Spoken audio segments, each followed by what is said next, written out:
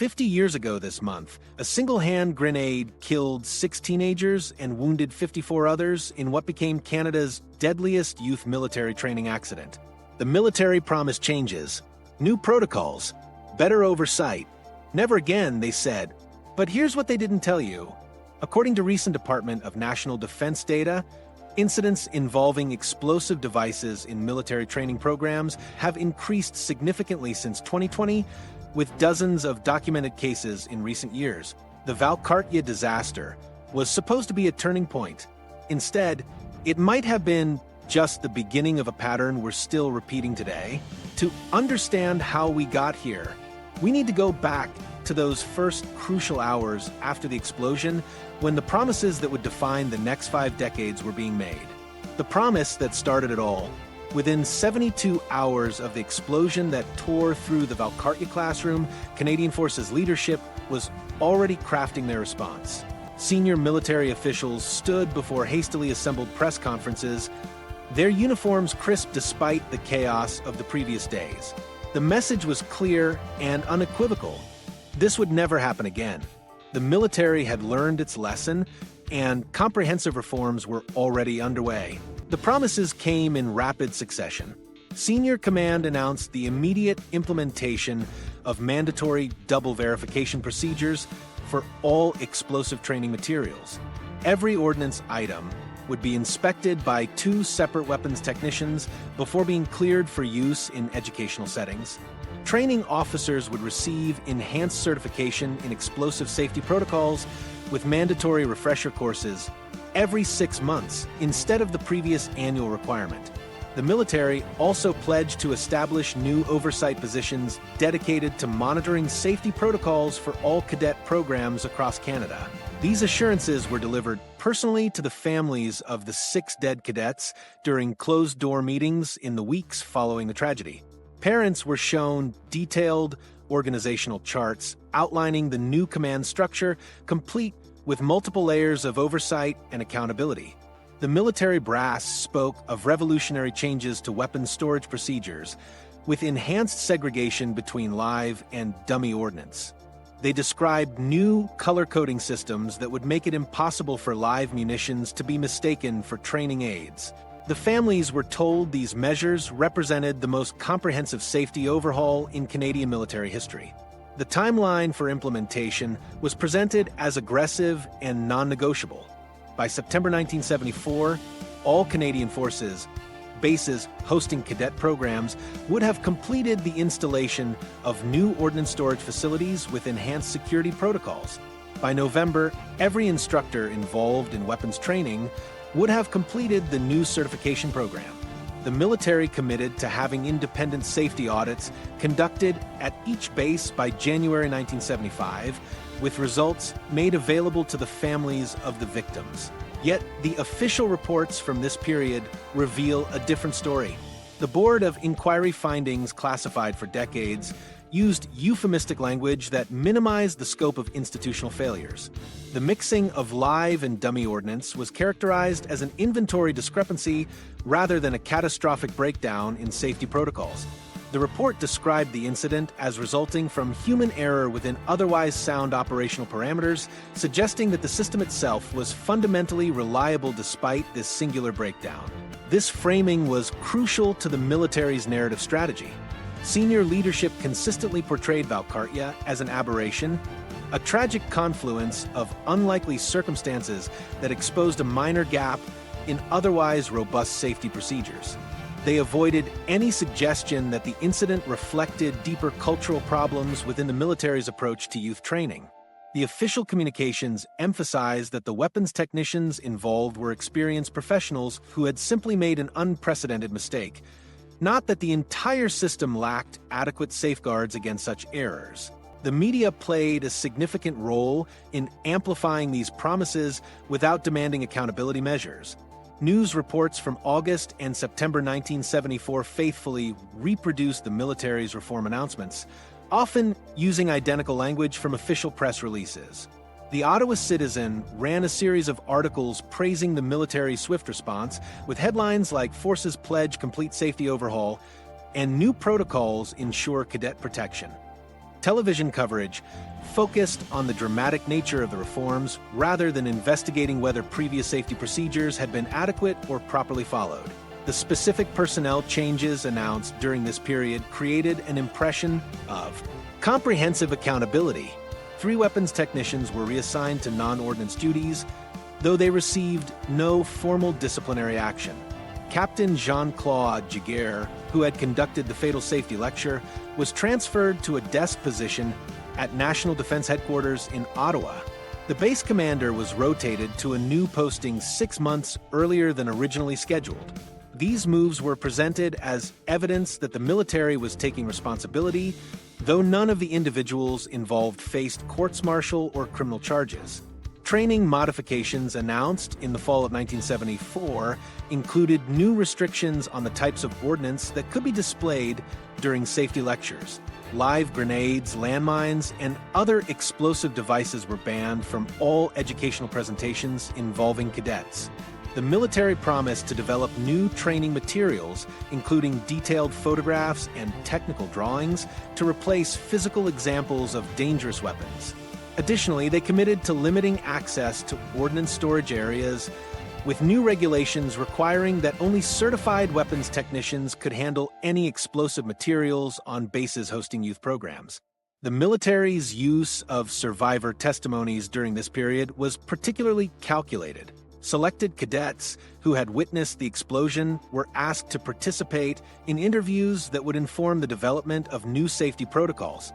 Their accounts of the chaos and confusion in the classroom were used to justify specific procedural changes, such as requiring instructors to maintain greater physical distance from students when displaying weapons.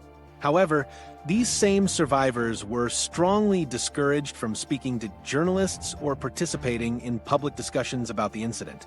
Their testimonies were simultaneously essential for legitimizing reforms and too dangerous to be shared with the broader public.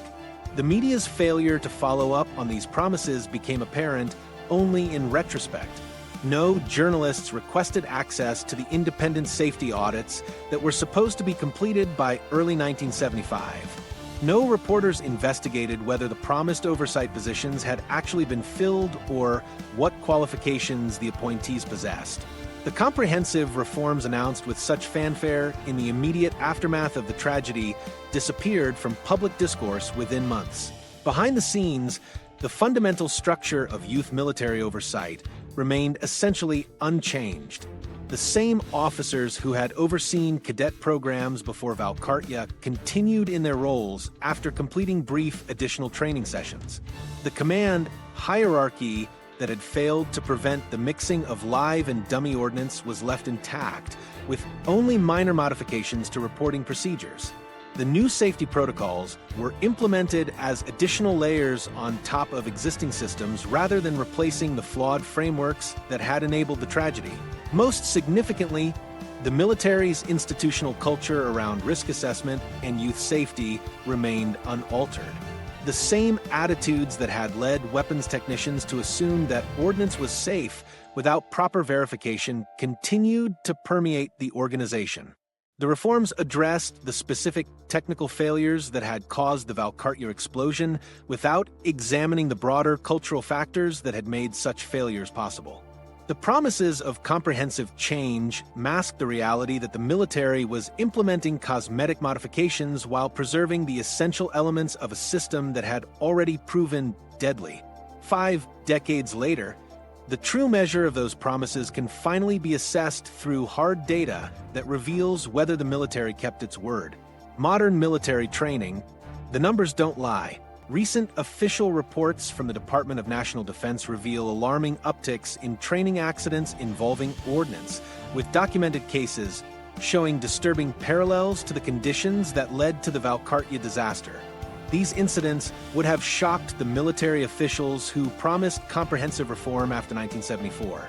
The data becomes more troubling when considering that youth participation in military programs has actually decreased during recent years, meaning the incident rate per participant has increased even more dramatically.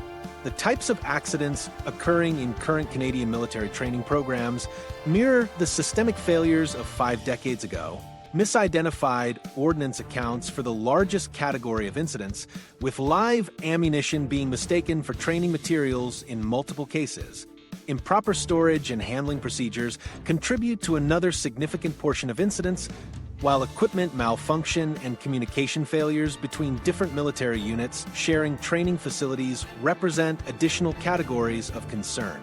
Some incidents have involved contamination of training materials, with explosive residue from nearby live-fire exercises creating dangerous confusion about which items are safe for educational use. Incident data vary widely by base, with some installations reporting multiple mix-ups of live and dummy ordnance during the same periods when other bases maintain clean safety records. These variations correlate strongly with the age and condition of training facilities, the frequency of multi-unit training exercises, and the availability of dedicated youth program infrastructure separate from active military operations. Western bases generally show better safety records than their eastern counterparts, though significant incidents have occurred across all regions of the country. The military's current severity classification system categorizes incidents across 4 levels, though the definitions have evolved significantly since the 1970s. The majority of documented cases involve no injuries, but represent serious safety violations that could have resulted in harm. A smaller but concerning percentage result in minor injuries requiring basic medical attention, while the most serious incidents cause injuries requiring hospitalization or emergency medical intervention. The most severe classification involves fatalities or permanent disabilities, with documented cases including cadets who suffered permanent hearing loss from improper explosive demonstrations.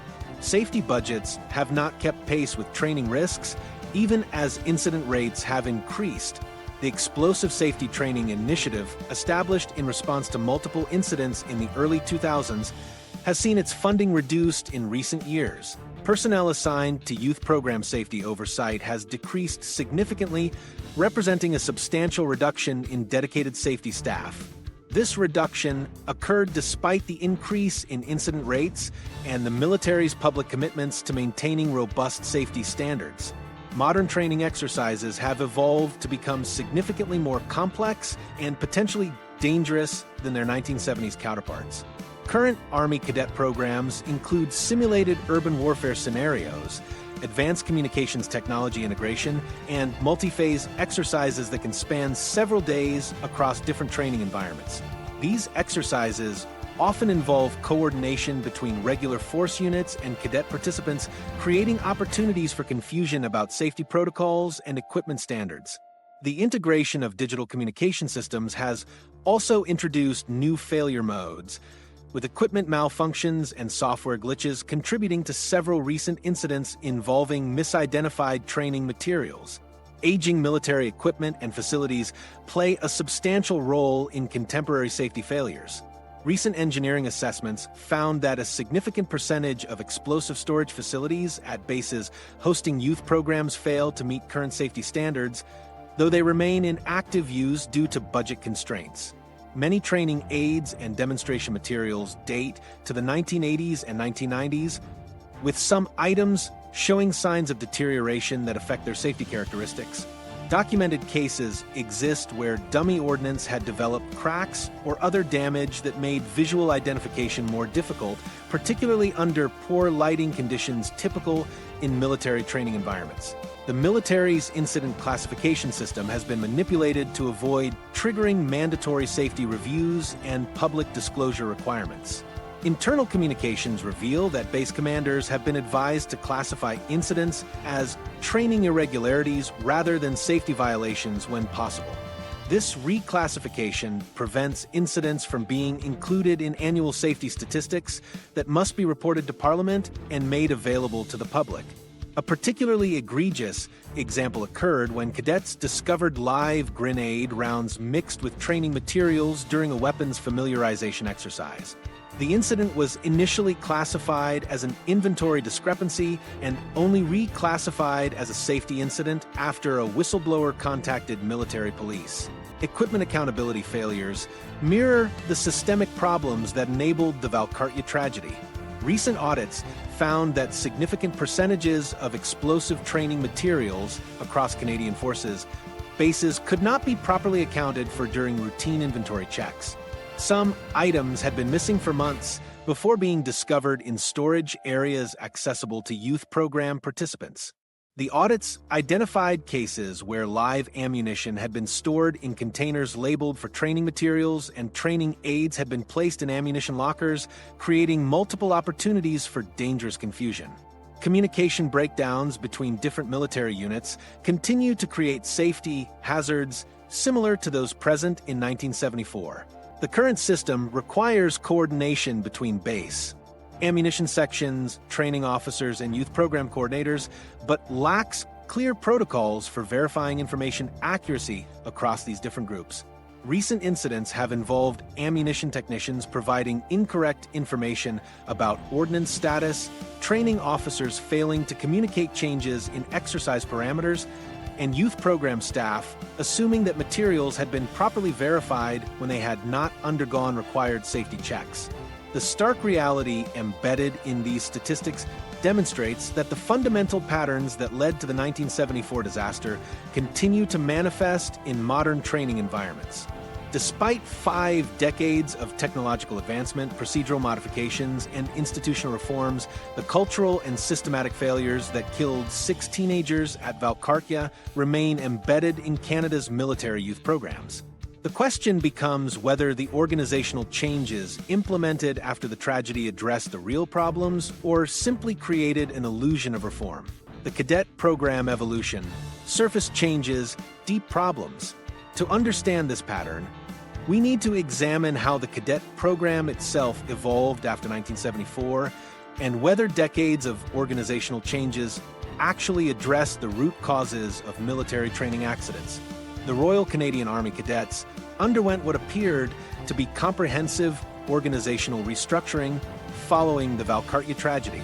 The Department of National Defense implemented new oversight layers that inserted additional approval requirements between local instructors and program participants. This hierarchy looked impressive on organizational charts distributed to concerned families and parliamentary committees, but the practical implementation revealed significant gaps. The modern command structure operates through regional cadet support units that theoretically provide standardized oversight across all cadet activities within their geographic areas. These units employ full-time Canadian Forces personnel who are supposed to maintain direct supervision over civilian instructors and ensure compliance with safety protocols. However, these support units are chronically understaffed, with many positions remaining vacant for months at a time. Individual officers are responsible for overseeing far more activities than the system was designed to accommodate. Current safety training curriculum appears substantially more comprehensive than the basic weapons familiarization that cadets received in the 1970s. Modern programs include 40 hours of mandatory safety instruction before cadets can participate in any activities involving military equipment. The curriculum covers proper handling procedures for training aids, recognition of different types of ordnance, emergency response protocols, and detailed instruction on identifying the visual markers that distinguish live ammunition from inert training materials. Cadets must pass written and practical examinations before advancing to higher training levels that involve greater exposure to military equipment. Yet the effectiveness of this enhanced training remains questionable. Internal assessments conducted by the Department of National Defense show that instructor surveys reveal frequent uncertainty in ordnance identification among cadets months after completing their safety certification. The training materials themselves often use photographs and diagrams rather than physical examples, leaving cadets unprepared for the reality of handling actual military equipment. Many instructors report that cadets who perform well on written examinations struggle to apply safety principles in practical training environments where lighting conditions are poor or equipment is weathered and difficult to identify. The screening and qualification processes for instructors have expanded significantly since 1974. All personnel involved in cadet training must now undergo enhanced reliability screening, complete specialized certification courses, and maintain current first aid and emergency response qualifications. Instructors handling dangerous materials must complete additional courses in explosive safety and pass annual recertification examinations. Enhanced instructor certification has not solved core cultural issues of risk management that contribute to safety violations. Despite these enhanced requirements, serious qualification gaps persist throughout the system. Many instructors complete their certification courses at facilities that lack adequate training equipment, forcing them to rely on theoretical knowledge without hands-on experience. The recertification process often becomes a paperwork exercise rather than a genuine assessment of safety competency. Internal reviews have identified cases where instructors maintain their certifications despite failing to demonstrate basic safety skills during practical evaluations. The screening process also fails to address the cultural factors that contribute to safety violations, focusing on individual qualifications rather than institutional attitudes toward risk management. New reporting systems established after Valcartier require cadets and instructors to document any safety concerns through formal channels that supposedly guarantee investigation and response. The current system includes anonymous reporting options, mandatory incident documentation, and requirements for follow-up investigations within specified timeframes. These reporting mechanisms are promoted as evidence of the military's commitment to transparency and continuous improvement in safety standards. The reality of these reporting systems reveals their limitations. Anonymous reports often receive minimal investigation because investigators cannot follow up with the original reporter for additional details.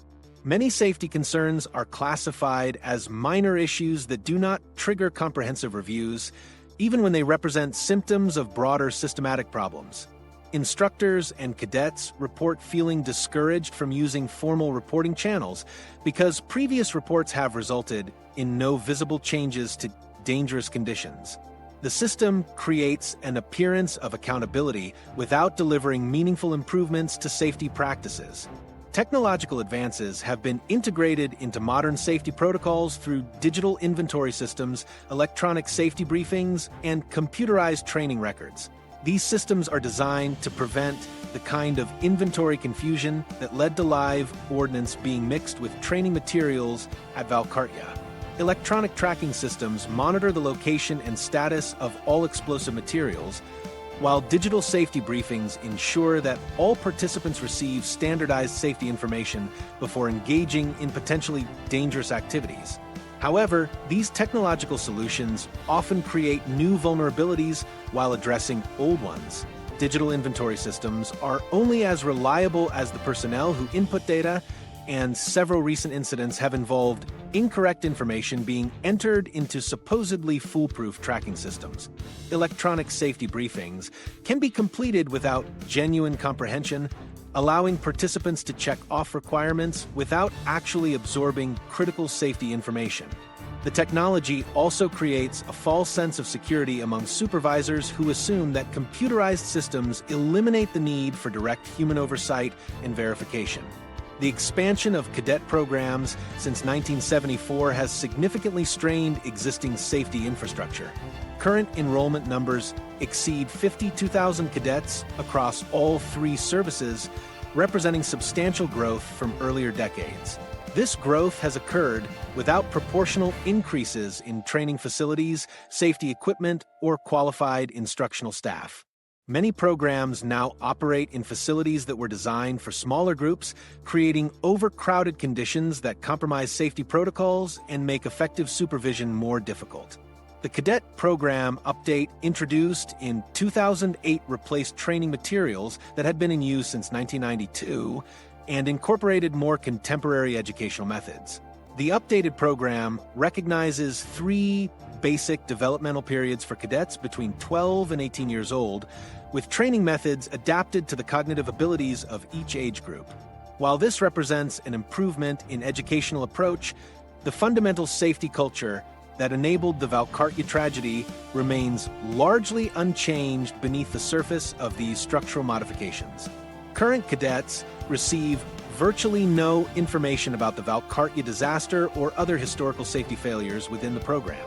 The incident is not mentioned in official cadet training materials, and instructors are not required to discuss past safety problems as part of their safety education responsibilities.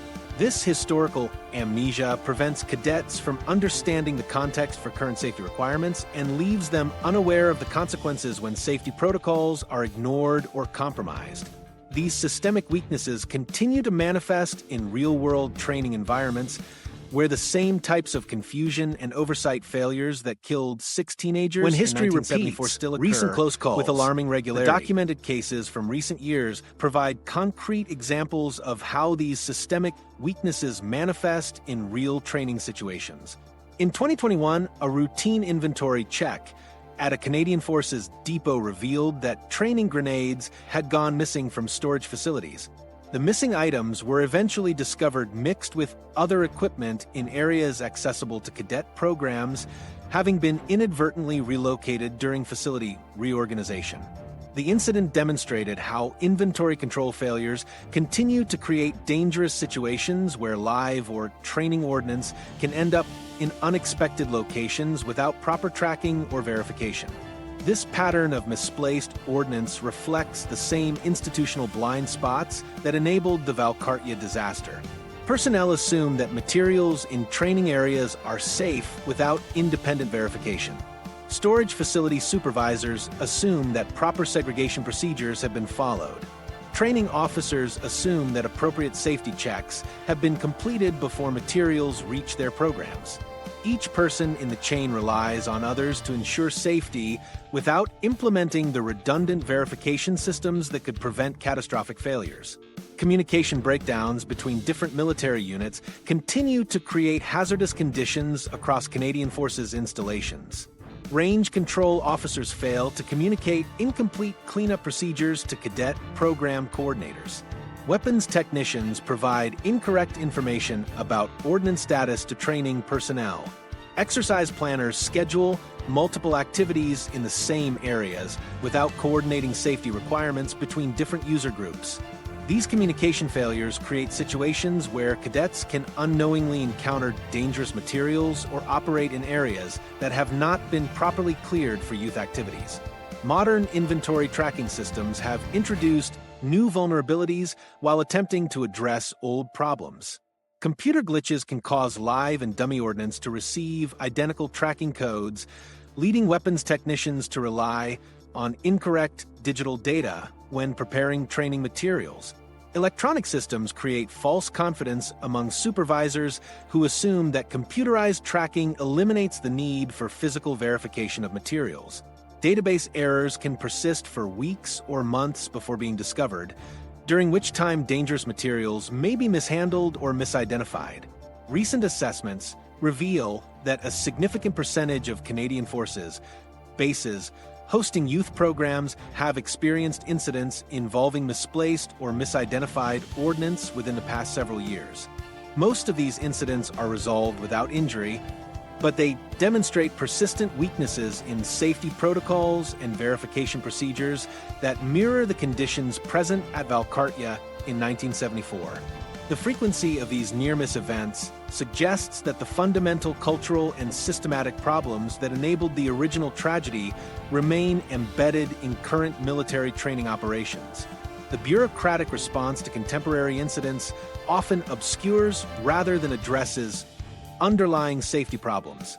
Military investigators focus on specific technical failures while avoiding broader questions about systematic weaknesses. Incident reports conclude that existing procedures are adequate and that problems result from individual human error rather than institutional shortcomings. This approach prevents meaningful analysis of recurring failure patterns and ensures that the same types of mistakes continue to occur across different installations and time periods.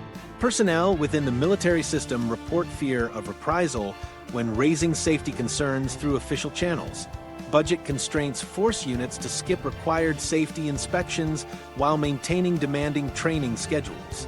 Supervisors pressure staff to classify incidents as minor irregularities rather than safety violations to avoid triggering formal investigations that could disrupt operations or reflect poorly on unit performance. These pressures create an environment where safety concerns are minimized rather than addressed comprehensively. Contractor oversight has introduced additional complications to military training safety. Private companies providing maintenance and logistics support often lack familiarity with military safety protocols and procedures. Civilian contractors may accidentally mix different types of ordnance while reorganizing storage facilities, having received only basic safety training without detailed instruction on identification markers used to distinguish various explosive devices. The integration of civilian personnel into military operations creates new opportunities for the kind of confusion and miscommunication that contributed to the Valcartier tragedy. Budget pressures create conditions remarkably similar to those that existed in 1974. Military units must maintain training schedules despite reduced staffing levels and aging equipment. Safety inspections are rushed or incomplete because personnel are stretched across multiple responsibilities. Training officers feel pressure to proceed with scheduled activities even when they have concerns about equipment adequacy or preparation completeness. Financial incentives within the military system reward speed and efficiency over thorough safety practices, creating pressure to minimize safety concerns and proceed with training despite incomplete preparations. Personnel rotation policies continue to disrupt safety continuity as they did 5 decades ago. Military staff serve in training positions for limited periods before being transferred to new assignments. This constant turnover means that institutional knowledge about local safety concerns and equipment characteristics is frequently lost. New personnel must learn safety procedures from scratch, often without adequate mentorship from experienced colleagues who understand the specific risks and failure modes associated with particular installations or equipment types. Equipment maintenance schedules have been extended to reduce costs, leading to training aids and safety equipment operating beyond their intended service lives. Some training materials currently in use show signs of wear that make identification markings difficult to read under typical training conditions. Budget constraints prevent replacement of questionable equipment, forcing training officers to make judgment calls about whether materials are safe to use without clear guidance or support from higher command levels. The fundamental reality revealed by these recent incidents is that technological advances and procedural modifications have not eliminated the human factors and institutional attitudes that made the Valcartier tragedy possible. The same assumptions, communication failures, and operational pressures continue to create opportunities for catastrophic accidents despite 5 decades of supposed improvements to military safety culture. Yet, the military's public response to these ongoing problems has evolved significantly since 1974, employing far more sophisticated methods to manage information and control public perception of safety failures. The transparency illusion, modern cover-up techniques. These sophisticated information management strategies represent a dramatic evolution from the crude suppression tactics employed after Valcartier. The military's response to the 1974 tragedy was remarkably blunt by today's standards. Officers simply ordered cadets not to discuss the incident, and when the traditional group photograph was retaken, they excluded the dead and wounded entirely, as if erasing them from existence would make the tragedy disappear. The institutional approach was straightforward suppression. Minimize media coverage, transfer key personnel quietly, and hope public attention would fade. Modern military communication strategies operate with sophisticated precision that would have impressed the generals of 1974. The Department of National Defense now employs specialized crisis communication teams trained in digital media management, narrative control, and perception shaping. When incidents involving youth programs occur today, the response follows carefully scripted protocols designed to control information flow and shape public understanding. Rather than simply ordering silence, contemporary military communications actively craft alternative narratives that reframe accidents as evidence of institutional learning and improvement. The transformation becomes apparent when examining how recent incidents are presented to the public. Military press releases now emphasize proactive safety measures, immediate response protocols, and lessons learned rather than focusing on the failures that caused problems in the first place. The language is carefully calibrated to suggest institutional competence rather than negligence. Phrases like training opportunity, safety enhancement initiative, and continuous improvement process replace the defensive denials and minimizations that characterized earlier eras. Access to information laws theoretically provide greater transparency than existed in 1974, but military institutions have developed sophisticated methods for circumventing these requirements.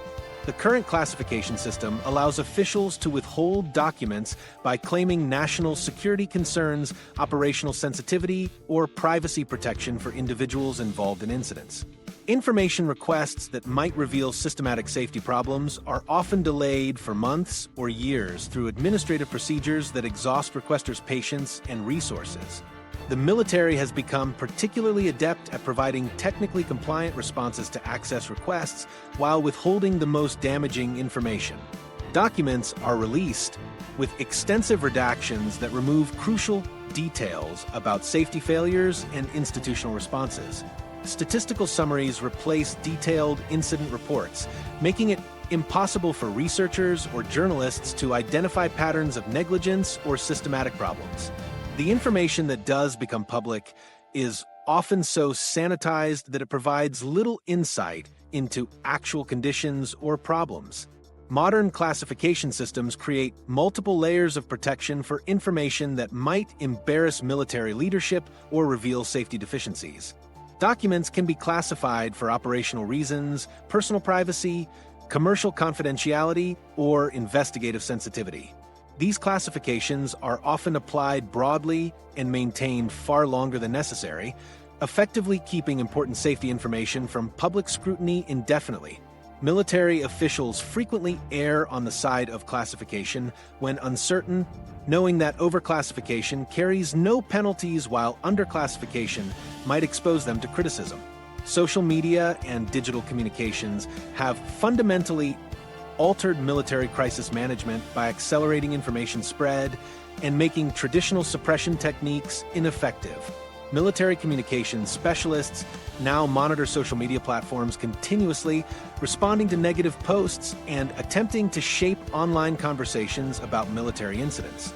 They employ digital media management teams that coordinate messaging campaigns across multiple platforms to promote official narratives while suppressing critical information. The military's digital communication strategy includes partnerships with sympathetic media outlets that help promote official narratives about safety incidents. These relationships allow military communications teams to place favorable coverage in mainstream media while marginalizing critical voices.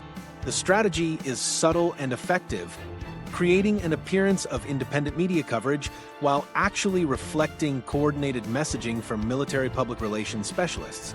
Internal reclassification of incidents has become a standard technique for avoiding public scrutiny and mandatory reporting requirements. Base commanders routinely reclassify safety violations as minor training irregularities to prevent incidents from appearing in annual safety statistics that must be reported to Parliament. This administrative manipulation allows serious safety problems to be handled through internal channels without triggering formal investigations or public disclosure requirements. The reclassification process extends to personnel actions taken after safety incidents.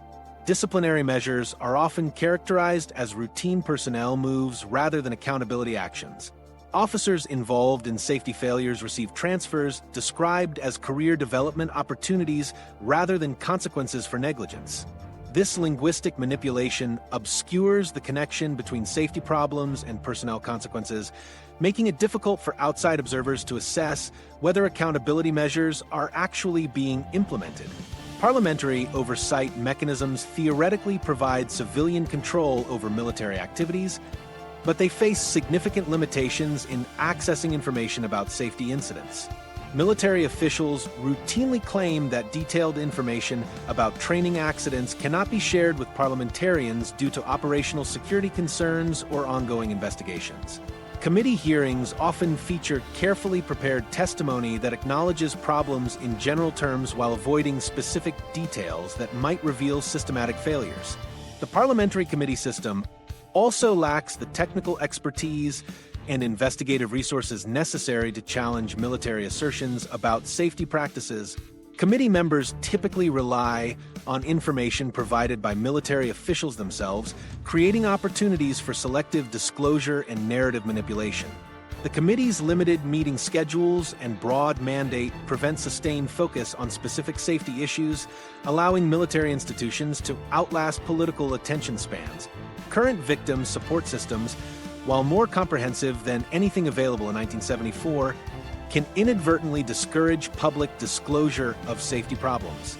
Military family support programs provide counseling, financial assistance, and ongoing care for accident victims, but recipients often feel pressure not to criticize the institution providing their support. Support program staff sometimes encourage families to focus on healing rather than accountability, subtly discouraging public advocacy for safety improvements.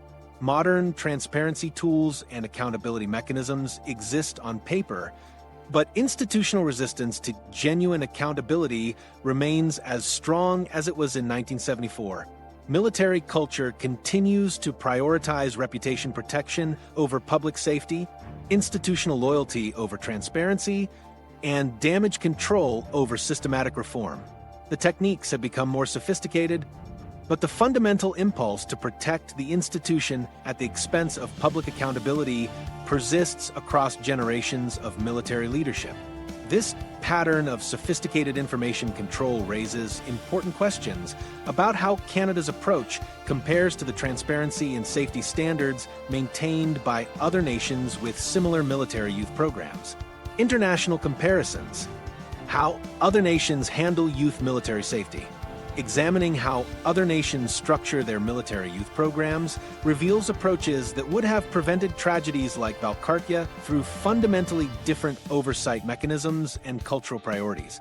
The United States demonstrates both strengths and limitations in military youth oversight through programs like the National Guard Youth Challenge Program. Operating at 39 sites across the country, this voluntary program serves at-risk youth aged 15.5 to 18 under oversight from the Office of the Secretary of Defense and the National Guard Bureau. The program undergoes triennial inspections that include updated safety measures such as mandatory cameras in classrooms during training activities. However, systematic staffing problems persist, showing that even more robust American systems struggle with resource allocation challenges similar to those affecting Canadian programs. American military youth programs implement what they describe as a people-first safety culture that prioritizes member welfare over operational convenience or administrative efficiency. This philosophy directly contradicts the institutional priorities that enabled the Valcartier tragedy, where training schedules and administrative convenience took precedence over thorough safety verification. The approach emphasizes trust, communication, and teamwork as essential elements for preventing accidents, recognizing that effective safety depends on cultural factors rather than just procedural compliance.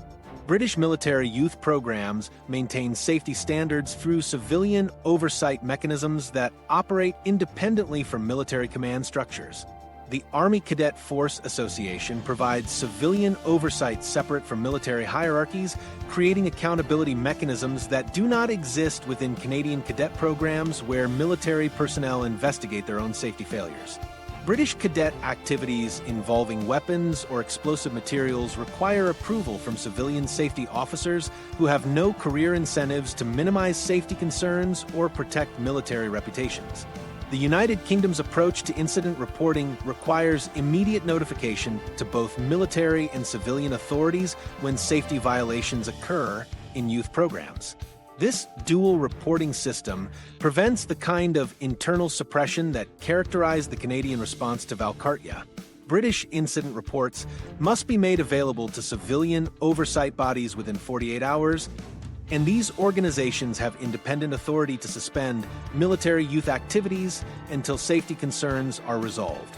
Australia's response to military youth training accidents provides a stark contrast to Canadian institutional behavior following similar tragedies.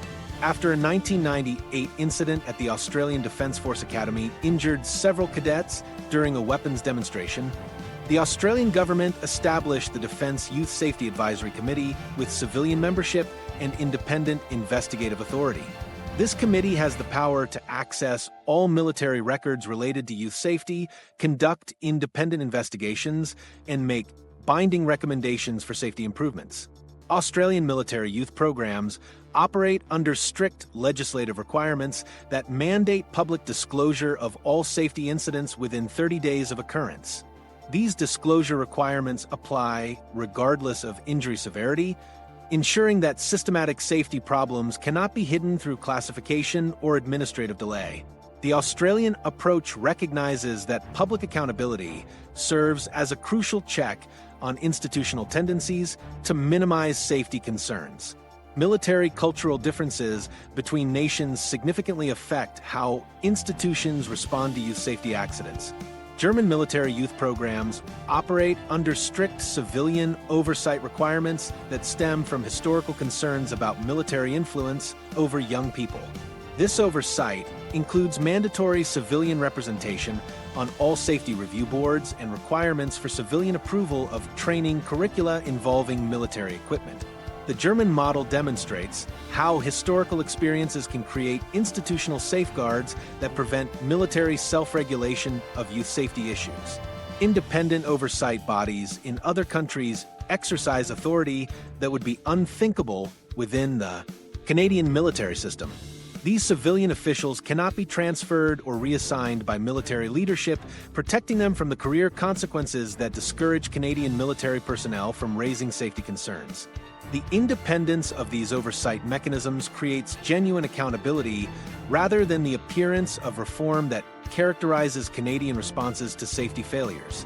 International military exchanges and training partnerships create opportunities for Canadian military personnel to observe superior safety practices in other countries. However, these exposures rarely translate into improvements in Canadian programs because institutional resistance prevents adoption of practices that might acknowledge current deficiencies. Canadian officers participating in international training programs report that they are discouraged from proposing changes based on foreign models, particularly if those changes would require admitting that current Canadian practices are inadequate.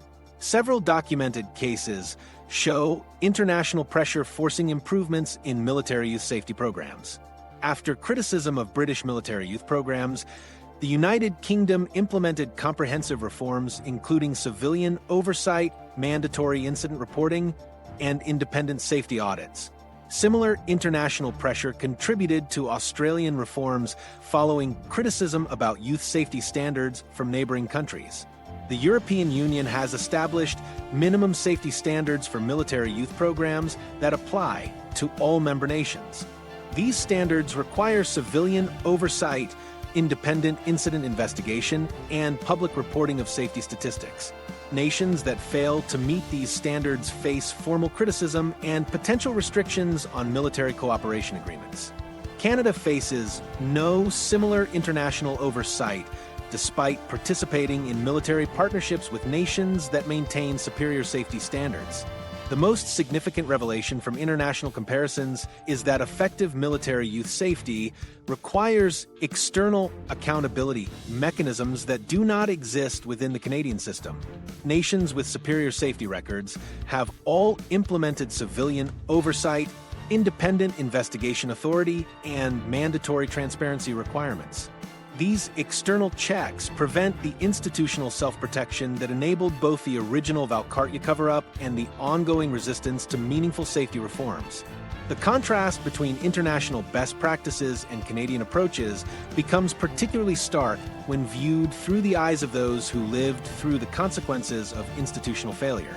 The survivors of Valcartier have watched for 5 decades as other nations implemented the kinds of reforms that might have prevented their trauma, while Canadian military leadership continues to resist fundamental perspectives on institutional failure. The voices of those who experienced the Valcartier explosion firsthand provide the most damning assessment of institutional change over the past 5 decades.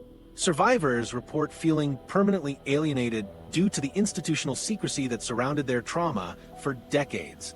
The Cold War ethos of denial and suppression meant that cadets who witnessed the explosion were discouraged from discussing their experiences, creating lasting psychological wounds that extended far beyond their physical injuries. Many described feeling that their ongoing concerns about military safety were treated as abnormal reactions rather than legitimate warnings based on direct experience with institutional failure. The military's approach to survivor testimony has evolved into a sophisticated form of selective engagement. Officials regularly cite survivor support for new safety initiatives while systematically ignoring survivor criticism of ongoing problems. Press releases announcing training program updates often include quotes from survivors praising military responsiveness, yet these same individuals report that their substantive recommendations for reform are consistently dismissed as impractical or unnecessary. This pattern became particularly evident after the federal government's 2017 public apology and compensation package, which provided up to $310,000 for survivors of the Valcartier incident. While the financial recognition represented a significant acknowledgement of institutional responsibility, survivors described the process as addressing symptoms rather than causes. The compensation addressed their personal suffering without implementing the systematic changes they had advocated for decades. The generational divide between survivors and current military leadership creates additional barriers to meaningful safety improvements. Officers who joined the military after 1974 often view the Valcartier incident as ancient history with little relevance to modern training practices. They point to technological advances, updated procedures, and improved equipment as evidence that the conditions that enabled the 1974 disaster no longer exist. Survivors argue that these surface changes miss the fundamental cultural problems that continue to prioritize operational efficiency over comprehensive safety verification. The ongoing medical and psychological support provided to survivors demonstrates both progress and persistent gaps in institutional understanding. The 2017 compensation package included provisions for ongoing medical care related to injuries sustained in the explosion, but many survivors report that accessing this care requires navigating complex bureaucratic processes that can take months to complete. Mental health support remains particularly problematic, with survivors reporting that military-affiliated counselors seem reluctant to acknowledge the ongoing institutional problems that contribute to survivor trauma. The suppression of trauma, lasting for over 4 decades, highlights the long-term consequences of the military's initial handling of the incident and its impact on survivors' mental health. Many survivors describe feeling gaslight by military officials who simultaneously acknowledge their trauma while dismissing their ongoing concerns about safety practices. The institutional narrative that portrays Valcartier as a learning experience that led to meaningful reforms conflicts with survivors' direct observations of continuing problems. Current survivor involvement in Cadet Program oversight remains largely symbolic rather than substantive. Several survivors serve on advisory committees and review panels, but these positions typically lack real authority to implement changes or access sensitive safety information. Military officials praise survivor participation as evidence of institutional accountability while maintaining control over all meaningful decision-making processes. Survivors report feeling that their involvement is designed primarily to provide legitimacy to military reform efforts rather than actually incorporating their insights into safety improvements. The psychological impact extends beyond individual trauma to encompass broader concerns about current cadet participants. Survivors regularly observe conditions at modern training facilities that worry them, including instructors cutting corners on safety procedures, cadets receiving inadequate training on recognizing dangerous materials, and administrative pressures that prioritize schedule adherence over thorough safety verification. Their attempts to raise these concerns through official channels typically result in polite acknowledgement followed by no visible changes to problematic practices. The military's selective use of survivor testimony has become particularly sophisticated in recent years. Officials frame survivor experiences as validation for existing reform efforts, while avoiding engagement with survivor criticism of institutional culture. This approach allows the military to claim survivor endorsement for its safety record, while rejecting the fundamental changes that survivors actually advocate. The survivors' evolution from seeking personal justice to preventing future tragedies reflects their growing understanding that the Valcartier incident was not an isolated failure, but a symptom of deeper institutional problems. Their ongoing advocacy efforts focus less on obtaining additional recognition and more on forcing the military to implement systematic reforms that could prevent similar disasters. However, their consistent experience of being consulted but not heard, praised but not heeded, demonstrates that the military's resistance to fundamental cultural change around safety remains as strong today as it was in 1974. The frustration expressed by survivors extends beyond personal grievances to genuine concern for institutional accountability. They recognize that their unique perspective as eyewitnesses to catastrophic safety failure provides crucial insights that the military continues to ignore. Their decades of advocacy have revealed that the same institutional attitudes that enabled the Valcartier tragedy persist beneath layers of procedural modifications and technological updates. This pattern of institutional resistance to survivor input represents more than just bureaucratic inertia. It reflects calculated decisions about resource allocation, risk tolerance, and organizational priorities that have shaped military youth safety policies for 5 decades. The true scope of these decisions becomes clear when examining the financial calculations that drive institutional behavior. The cost of institutional inertia, financial and human toll, settlement payments, and compensation costs reveal the staggering financial burden of maintaining inadequate safety standards. The 2017 Valcartier settlement provided up to $310,000 to each survivor and their families to cover pain, suffering, and medical expenses. However, this compensation represented just the documented portion of costs that accumulate when basic safety failures occur. Government actuaries estimate that lifetime care costs for Valcartier survivors will continue growing as they age and develop additional health complications related to their injuries. Recent training accidents have generated additional settlement costs that demonstrate the escalating financial burden of institutional inertia. Individual incidents can quickly accumulate expenses when basic safety failures occur, with medical evacuation, specialized trauma care, and legal proceedings generating immediate costs before any settlement negotiations begin. These expenses reveal how accident costs compound over time, creating financial obligations that persist for decades after initial incidents.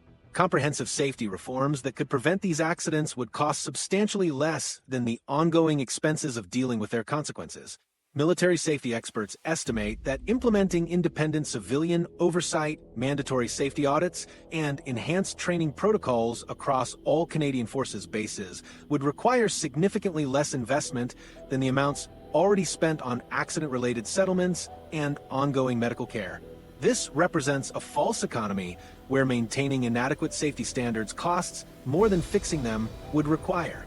The hidden costs of institutional reputation damage extend far beyond direct financial settlements and medical expenses. Military recruitment has become increasingly difficult as public awareness of safety failures grows through social media and independent journalism. The Canadian military currently faces a shortage of up to 14,000 qualified personnel, with leaked internal reports suggesting that training delays and difficulty adjusting to military life are major factors in new recruits quitting during training programs. Budget allocation patterns reveal that safety measures consistently receive lower priority than other military spending categories. Overall safety budgets have declined in real terms since 2018, according to leaked internal reports, even as incident rates have increased across multiple training programs.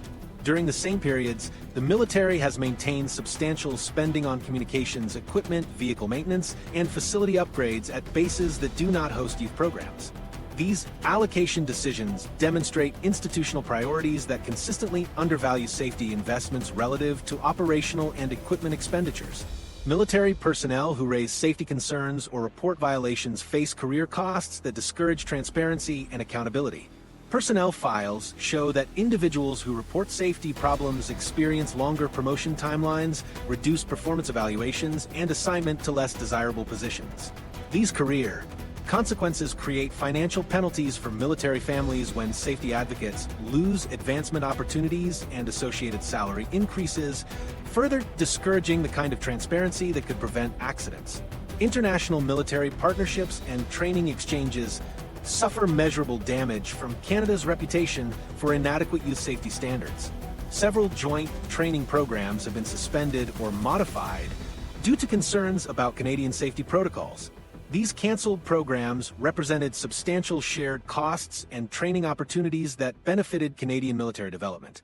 European partners have also expressed reluctance to include Canadian youth programs in international exchanges, citing insurance concerns and liability issues that stem from Canada's inferior safety record. Long-term healthcare costs associated with training accident injuries and trauma represent the largest hidden expense of inadequate safety standards. Veterans Affairs Canada currently provides ongoing medical support for numerous individuals injured in military youth training accidents since 1974. Annual healthcare costs for this population continue growing as survivors age and develop additional health complications related to their injuries. Psychiatric care represents the fastest growing expense category, with trauma-related mental health treatment costs increasing substantially in recent years. The absence of adequate medical and mental health support until the 2017 Apology and Compensation Agreement created additional burdens for accident victims and their families. Many survivors report that they received minimal psychological support for decades after their trauma, forcing them to seek private care or go without treatment entirely. The delayed recognition of these needs meant that problems compounded over time, creating more expensive and complex treatment requirements when support was finally provided. Equipment replacement and facility repair costs following training accidents add substantial amounts to the financial burden of safety failures. Individual incidents can require complete renovation of training facilities, with specialized equipment contaminated during accidents requiring disposal through expensive hazardous material procedures. These cleanup costs represent pure waste that provides no benefit to accident victims or safety improvements. Legal costs associated with defending against civil lawsuits represent another significant expense that could be eliminated through comprehensive safety reforms. Defending military training accident cases costs substantial amounts per incident, even when cases are settled out of court. These legal expenses accumulate regardless of settlement outcomes, representing expenditures that provide no benefit to accident victims or safety improvements. The cumulative evidence demonstrates that maintaining inadequate safety standards costs Canadian taxpayers far more than implementing comprehensive reforms would require. The financial argument for change becomes overwhelming when direct costs, hidden expenses, and opportunity costs are calculated together, revealing that institutional inertia represents not just a moral failure, but a profound economic miscalculation. Yet despite these clear financial incentives for reform, the military continues to invest in technological solutions rather than addressing the fundamental cultural problems that enable safety failures. Technology versus culture. Why modern tools aren't enough? The sophisticated digital inventory systems now deployed across Canadian forces bases represent substantial investments in safety technology, yet they remain only as reliable as the personnel who operate them. These systems can track ordnance movement and generate detailed reports about every interaction with dangerous materials, creating electronic records that should prevent the kind of inventory confusion that led to the 1974 tragedy. However, the fundamental challenge lies not in the technology's capabilities, but in how military personnel choose to use these tools within existing institutional cultures. Recent incidents demonstrate how advanced safety systems fail when personnel treat technological safeguards as obstacles rather than essential protections. Investigation reports reveal cases where digital inventory systems correctly identified potential problems, but multiple personnel ignored automated warnings because they assumed the alerts represented system malfunctions rather than genuine safety concerns. The technology performed exactly as designed, but human operators chose to override safety recommendations to maintain operational schedules and avoid administrative delays. Digital monitoring systems face constant circumvention by personnel who view technological requirements as impediments to efficient training operations.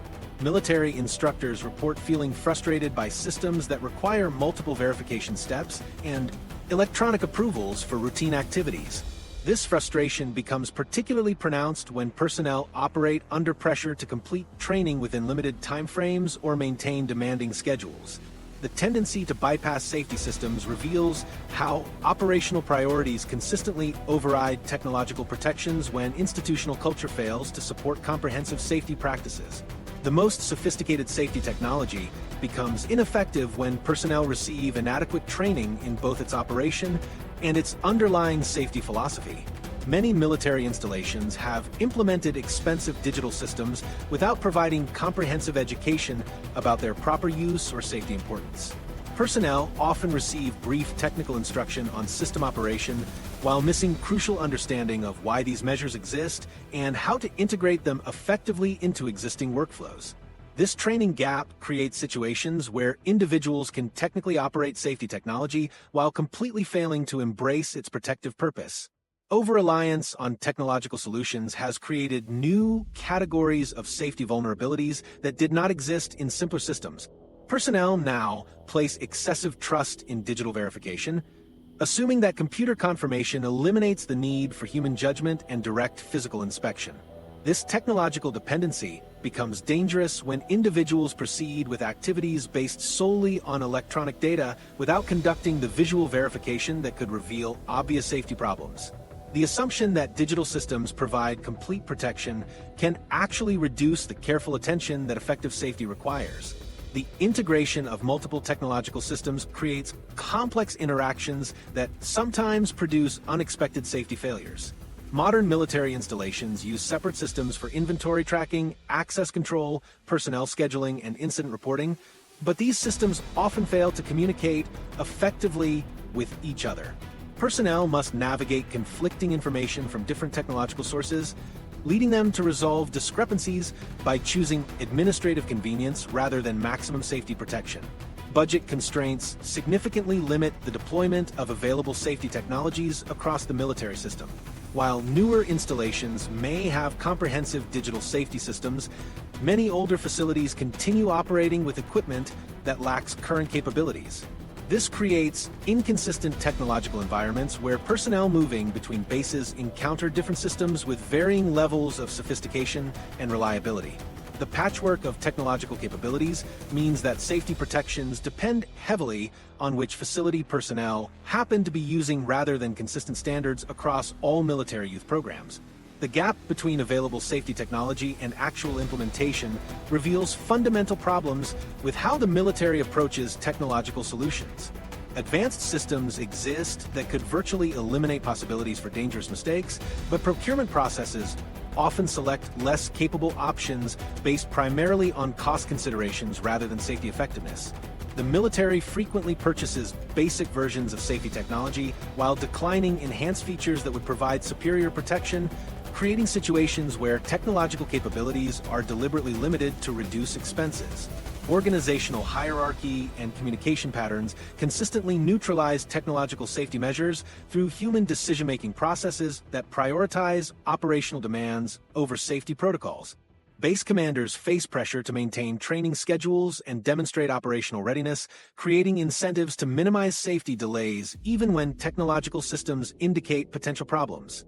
Middle-level officers find themselves caught between safety system requirements and operational expectations, leading to decisions that compromise technological safeguards in favor of mission completion. The military's resistance to external oversight of technological systems prevents independent verification that safety technology is being used effectively. Civilian safety experts are typically excluded from reviewing how military personnel interact with safety systems, making it impossible to identify cultural problems that undermine technological effectiveness. Internal military reviews focus on technical compliance rather than examining whether personnel genuinely embrace the safety culture that makes technology effective. Current technological solutions address the technical aspects of safety failures while ignoring the institutional and cultural factors that enable those failures to occur. Advanced systems can monitor every aspect of ordnance handling on military bases, but they cannot change attitudes that prioritize operational efficiency over thorough safety verification. Digital access controls can restrict who handles dangerous materials, but they cannot ensure that authorized personnel will exercise appropriate caution and judgment when using those materials. The fundamental lesson emerging from decades of technological development is that safety systems remain vulnerable to the same human errors and institutional pressures that caused the Valcartier disaster. Without addressing the cultural factors that led to that tragedy, even the most sophisticated safety technology cannot prevent the repetition of similar failures. The solution requires more than technological advancement. It demands comprehensive reform of the institutional attitudes and practices that consistently undermine safety protections. Understanding what such comprehensive reform would require means examining successful safety transformations in other high-risk industries and adapting those lessons to military youth programs. The path forward. What real reform would look like? Real reform requires fundamental structural changes that address the systematic failures evident since Valcartier. Safety experts emphasize the need for mandatory independent safety boards at every Canadian Forces base hosting youth programs. These boards would include civilian safety experts, medical professionals, and youth advocacy representatives with full authority to suspend training activities when safety concerns arise. Unlike current advisory committees that lack enforcement power, these boards would have legal authority to override military commanders who prioritize operational schedules over safety protocols. The structural changes needed for genuine accountability require separating safety oversight from operational command structures entirely. Military personnel responsible for youth safety would report directly to civilian authorities rather than through military chains of command that create conflicts of interest.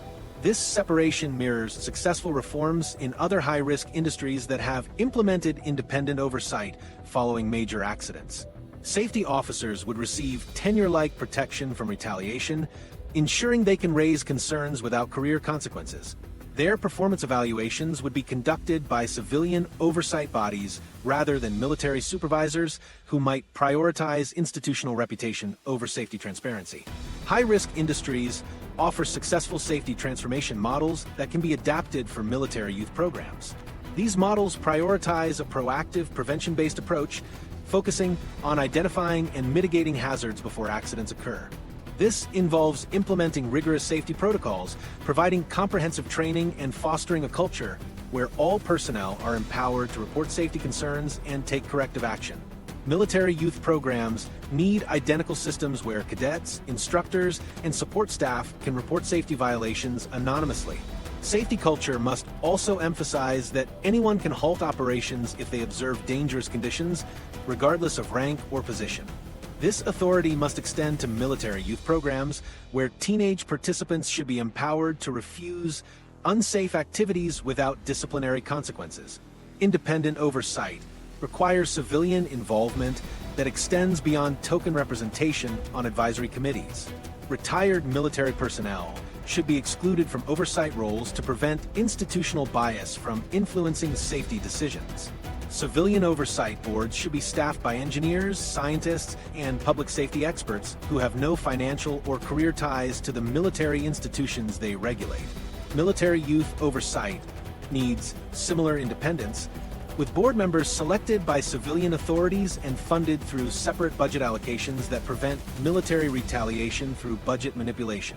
Transparency requirements must be strengthened through legislative mandates that eliminate military discretion over safety information disclosure. Current access to information laws contain too many exceptions that allow military officials to classify safety reports as operationally sensitive or personally confidential. New legislation should require automatic public release of all youth safety incident reports within 30 days, regardless of classification level or sensitivity concerns. Parliamentary committees need enhanced investigative authority, including subpoena power to compel testimony from military personnel and access to classified safety documents. These committees should also receive independent funding for technical experts who can challenge military assertions about safety practices. Legislative changes should establish minimum safety standards for military youth programs that cannot be modified without parliamentary approval. These standards would specify supervision ratios, qualification requirements for instructors, mandatory equipment inspections, and protocols for handling dangerous materials. The legislation should also create criminal liability for military officials who knowingly allow youth program safety violations to continue. Corporate executives face criminal charges when workplace safety failures cause deaths or injuries, and military commanders should face similar accountability when their decisions endanger young people under their supervision.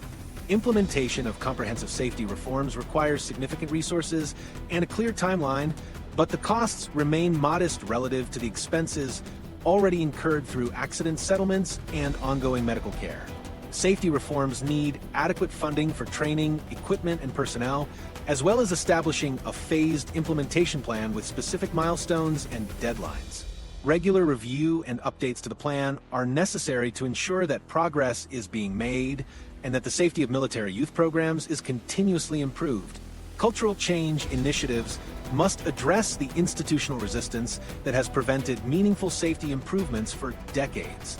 The military's hierarchical culture discourages questioning authority or challenging operational decisions, creating conditions where safety concerns are suppressed rather than addressed. Cultural transformation requires leadership changes that prioritize safety over operational efficiency. Military personnel who report safety violations should receive career advancement preferences rather than subtle punishment through reduced promotion opportunities or undesirable assignments. Safety performance metrics should carry equal weight with operational readiness scores in evaluating base commanders and training officers. Professional development programs need complete restructuring to emphasize safety leadership alongside tactical and administrative skills. Current military education focuses primarily on operational effectiveness, with safety training relegated to brief modules that personnel complete as administrative requirements. Safety education should be integrated throughout military career development, with advancement to senior positions requiring demonstrated competency in safety management and institutional accountability.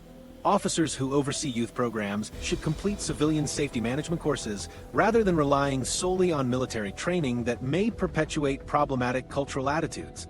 Survivor advocacy groups possess crucial insights that military institutions continue to ignore or minimize. Valcartier survivors have developed detailed recommendations based on their observations of ongoing safety problems, but these recommendations are consistently dismissed as uninformed criticism from people who lack current military experience. Meaningful reform requires incorporating survivor perspectives into policy development processes, not just consulting them for public relations purposes. Survivor advisory boards should have voting representation on safety oversight committees and access to current incident data that allows them to identify patterns similar to those that cause their own traumatic experiences. Family involvement in driving reform extends beyond survivors to parents of current cadets who observe safety problems but lack channels for raising concerns effectively. Parent organizations need formal roles in safety oversight rather than being relegated to fundraising and social activities. These organizations should receive safety training that enables them to identify potential problems during base visits and public demonstrations. Parents also need legal protection from retaliation when they report safety concerns, including provisions that prevent their children from being excluded from programs due to parental advocacy activities. The blueprint for preventing future tragedies combines proven safety management principles with oversight mechanisms that address the specific institutional failures that enabled Valcartier and continue to threaten current participants. The necessary changes require challenging military institutional authority and acknowledging that current safety standards remain inadequate despite decades of promised improvements. Political will remain the crucial missing element for implementing reforms that could save lives and prevent future tragedies. Without that commitment, the same institutional failures that have persisted for 5 decades will continue to endanger young Canadians who trust military institutions with their safety. The evidence demands action from citizens who cannot rely on military institutions to reform themselves. 50 years have passed since 6 teenagers died in that Valcartier classroom, yet the institutional failures that killed them persist across Canadian military youth programs today. The same communication breakdowns, safety shortcuts, and accountability gaps continue threatening young people who trust these institutions with their lives. Recent leaked reports show 9.4% of newly enrolled Canadian Armed Forces recruits quit in 2023 to 2024, more than double the average attrition rate, with training delays and adjustment difficulties cited as primary reasons for leaving. 5 decades of reform promises have failed to solve core safety problems that enable preventable tragedies. Strong civilian oversight, transparent incident reporting, and cultural change, not just new protocols, are essential to fulfill the promises made after Valcartier.